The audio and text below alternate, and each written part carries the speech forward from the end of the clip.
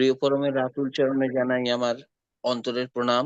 পরমারাধ্যা জগৎজননী শ্রী শ্রী বড়মার চরণে জানাই আমার অন্তরের প্রণাম। পরম পূজ্য পাদ শ্রী শ্রী বরদার চরণে জানাই আমার অন্তরের প্রণাম।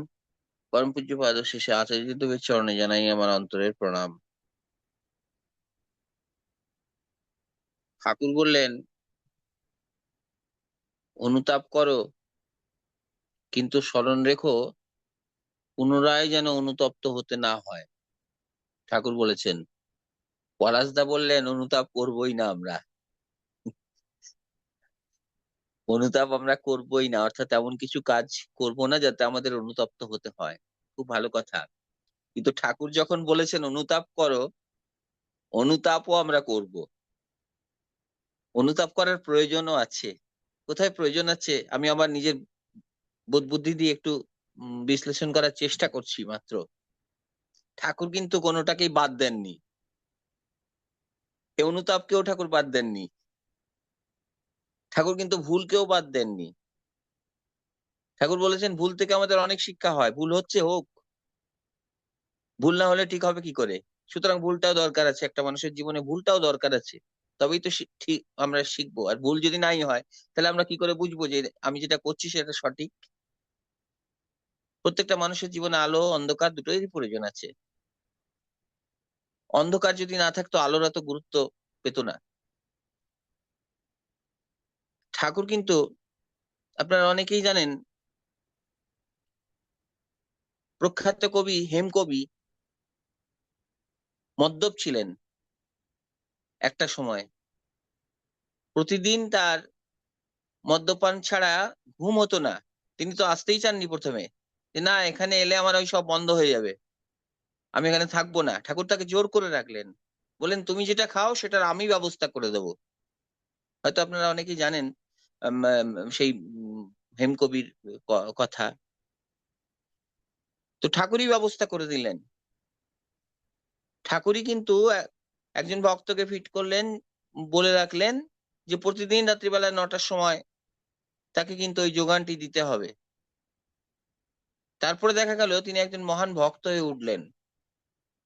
শ্রী রামকৃষ্ণ দেবও কিন্তু গিরিশ ঘোষের কাছে বলেছিলেন যে খা শালা, আমার সামনে খা, আমার সামনে খা। তারপরে তিনি যখন গিরিশচন্দ্র ঘোষ যখন আহ ওই ঠাকুর রামকৃষ্ণের সামনে যখন মদ্যপান করতে যাচ্ছেন, তখন দেখছেন ওই মদের বোতলের ভেতরেও রামকৃষ্ণ ঠাকুরের ছবি ভাসছে। তো একটা সময় কিন্তু হেমকবি মদ খাওয়াই ছেড়ে দিলেন, জীবন থেকে সরিয়ে দিলেন। ঠাকুর ছাড়া আর কিছু জানতেন না। যে মানুষটা ঠাকুরের ওখানে থাকতে চাইতো না, পালিয়ে যেত খালি। যাই হোক, আজকের আলোচনার বিষয় হচ্ছে অনুতাপ করো, কিন্তু স্মরণ রেখো যেন পুনরায় অনুতপ্ত হতে না হয়। আগে অনুতাপ অনুতাপ শব্দটার অর্থটা একটু আমাদের বুঝতে হবে। যে অনুতাপ শব্দটার অর্থ হচ্ছে, অনুতাপ মানে পরবর্তী তাপ।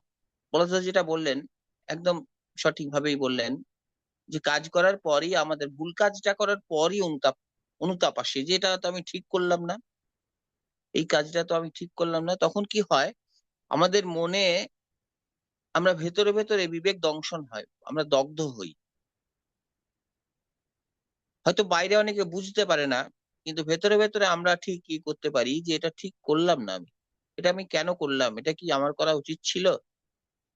তো অনুতাপ হচ্ছে, অনুতাপের ফলে আমরা কিছুটা দগ্ধ হচ্ছি। তখন ওই দগ্ধ হওয়া বা আমাদের মনের ভেতরে একটু পোড়ানি হয়, সেই পোড়ানির জন্য আমাদের মনে লোকে ওই কর্মের উপর একটা ঘৃণার ভাব আসে। যদি আমরা প্রকৃতই অনুতপ্ত হই, তাহলে কি হয়, ওই কর্মের উপরে আমাদের একটা অনাসক্তি আসে, যে এটা যা করেছি করেছি, এরকম কাজ আমি করব না। তখন সেটাই কিন্তু ওই অনুতাপ আমাদের শিক্ষা দিল। অনুতাপ কিন্তু এখানে আমাদের শিক্ষক হয়ে উঠলো। অনুতাপ কিন্তু আমাদের শুদ্ধ করে দিল। যেমন আমরা জানি যে স্বর্ণকারেরা ওই সোনা থেকে, সমস্ত সোনাটাকে বিশুদ্ধ করার জন্য নাইট্রিক অ্যাসিড দিয়ে পোড়ায় সোনাটাকে। এখানে কিন্তু নাইট্রিক অ্যাসিডটা হচ্ছে আমাদের সেই অনুতাপ। আমাদের কাছে। তো অনুতাপ নিয়ে ঠাকুর শুধু ওই এক লাইন বলে ছেড়ে দিলেন না। আপনারা দেখবেন সত্যানুসরণ বইটি মাঝে মধ্যেই যখন ফ্রি থাকবেন পড়বেন, দেখবেন আগে পরে কিন্তু সেই সংক্রান্ত আরো কিছুও ঠাকুর বলে গেছেন।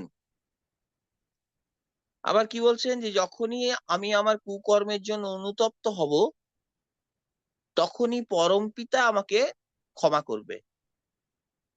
পরমপিতা কিন্তু আমাকে ক্ষমা করবে। আমি ওই ভুল কাজটা করলেও যখন আমি মনে মনে অনুতপ্ত হব, যে ঠাকুর এটা আমি ভুল করে ফেললাম, এটা আমার আমার আমার মতো মানুষের এই কাজটা করাটা ঠিক হলো না, তো এতগুলো মানুষের সামনে আমি একটা লোককে আঘাত দিয়ে দিলাম, এটাও তো একটা অনুতাপের বিষয়। তখন কি হলো, পরমপিতা আমাকে ক্ষমা করবে। আর যখনই পরমপিতা ক্ষমা করবে, তখন আমার হৃদয়ে পবিত্র সান্ত্বনা আসবে। আর তখনই কিন্তু আমার যখন মনে হবে যে ঠাকুর এই ভুল কাজটা আমি করেছি, তুমি আমায় ক্ষমা করো, বা এটা আমি আর ভবিষ্যতে করব না, যখন ঠাকুরের কাছে সারেন্ডার করব, তখনই কিন্তু তিনি আমাকে ক্ষমা করবেন। আর ক্ষমা যখন করবেন, তখনই আমার মনের থেকেই মনে হবে যে ঠাকুর আমাকে ক্ষমা করেছেন। মনে তখন একটা শান্তি আসবে, যে ঠাকুরকে আমি সারেন্ডার করে সমস্ত কিছু বলে দিয়েছি। আমার কুকর্মটা যে করেছি, ঠাকুরের কাছে আমি সারেন্ডার করে দিয়েছি। এবারে ঠাকুর আমাকে যা করেন করবেন, শাস্তি দিলে শাস্তি দেবেন, যদি ক্ষমা করে ক্ষমা করবেন। ঠাকুর কিন্তু, ঈশ্বর কিন্তু মানুষকে ক্ষমা করে, শাস্তি দেয় না।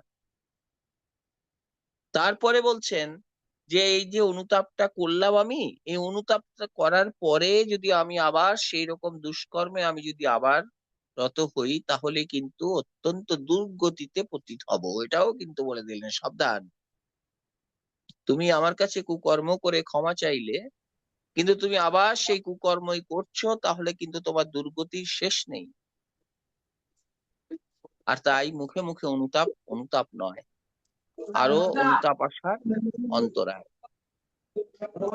এখন কথা হচ্ছে যে আমরা অনুতাপ করে যদি সেই রকম কর্ম থেকে যদি বিরত হই, তাহলে কিন্তু সেই অনুতাপটা আমাদের পক্ষে, আমাদের জন্য মঙ্গলদায়ক। অর্থাৎ অনুতাপটাই কিন্তু, পরিষ্কার করে যদি আরো বলা হয়, তাহলে বলতে হয় যে অনুতাপটাই কিন্তু আমাদের পরবর্তী কুকর্মের ঘাতক। ওই অনুতাপটাই কিন্তু আমাদের পরবর্তী কুকর্মটা করতে দেবে না। কাজেই অনুতাপটাই কিন্তু আমার জীবনের সব থেকে বেস্ট প্রতিশোধক। অর্থাৎ আমাকে সে অন্যান্য কুকাজ থেকে রক্ষা করছে, প্রোটেকশন দিচ্ছে।